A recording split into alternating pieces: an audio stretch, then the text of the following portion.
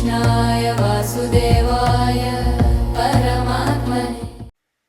ప్రియ భక్తులారా, క్లుప్తంగా కార్తీక పురాణం కార్యక్రమానికి స్వాగతం.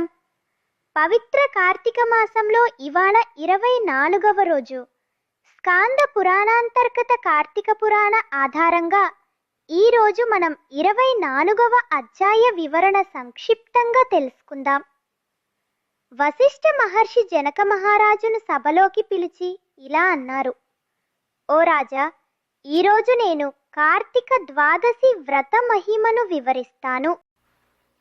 ఈ వ్రతానికి ఉదాహరణగా విష్ణుభక్తుడైన అంబరీష మహారాజు మరియు దుర్వాస మహర్షి మధ్య జరిగిన సంఘటన ప్రసిద్ధి చెందింది. శ్రీ మహావిష్ణువు పట్ల అపారమైన భక్తి కలిగిన అంబరీషుడు కార్తీక మాసంలో ఏకాదశి ఉపవాసాన్ని కఠినంగా ఆచరించేవాడు. ద్వాదశి పర్వదినాన సమయానుసారం ఉపవాస విరమణ చెయ్యాలని సంకల్పించాడు. ఆ రోజున అతడు దుర్వాస మహర్షిని సన్మానపూర్వకంగా ఆహ్వానించి వ్రతం పూర్తయిన తరువాత ఆ మహర్షితో కలిసి ద్వాదశి పారణ పంచుకోవాలని భావించాడు. దుర్వాస మహర్షి ఆ ఆహ్వానాన్ని స్వీకరించారు. కానీ సంధ్యావందన కార్యక్రమాలు ముగించుకోవడానికి నదీ తీరానికి వెళ్ళాడు. సమయం గడుస్తుండగా ద్వాదశి పారణానికి అనుకూలమైన ముహూర్తం దగ్గర పడింది. కానీ దుర్వాస మహర్షి ఇంకా తిరిగి రాలేదు. అప్పుడు అంబరీషుడు తీవ్రమైన ధర్మ సంకటంలో పడ్డాడు.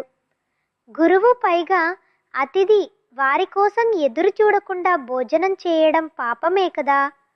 అలా అని ముహూర్తం దాటిపోతే వ్రతం భంగమవుతుంది కదా అని మనసులో ఆలోచించాడు.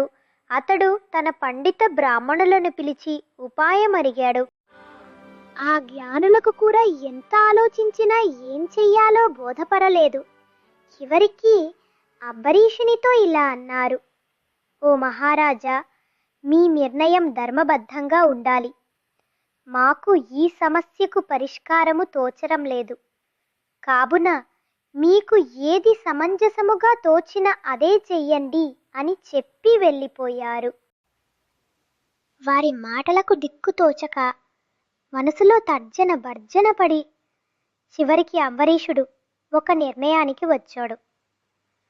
ఉదకం తీసుకున్న భోజనంతో సమానమేగా, అలా అని భోజనం చేసినట్టు కాదు అని భక్తితో కేవలం మీరు సేవించాడు. దుర్వాసుడు తిరిగి వచ్చినప్పుడు ఎలా స్పందిస్తాడో అనే ఆందోళన ఉన్నప్పటికీ అంబరీషుని హృదయం భక్తితో నిండి ప్రశాంతంగా నిలిచింది. అయితే దుర్వాసముని తిరిగి వస్తారా? వస్తే అంబరీషుడు చేసిన పనికి వారు ఏ విధంగా స్పందిస్తారు? ఈ విషయాలు మనం 25వ అధ్యాయంలో తెలుసుకుందాం. 24వ అధ్యాయం సంపూర్ణం. రేపు మరలా 25వ అధ్యాయంతో కలుసుకుందాం. कृष्णाय वासुदेवाय परमात्मने।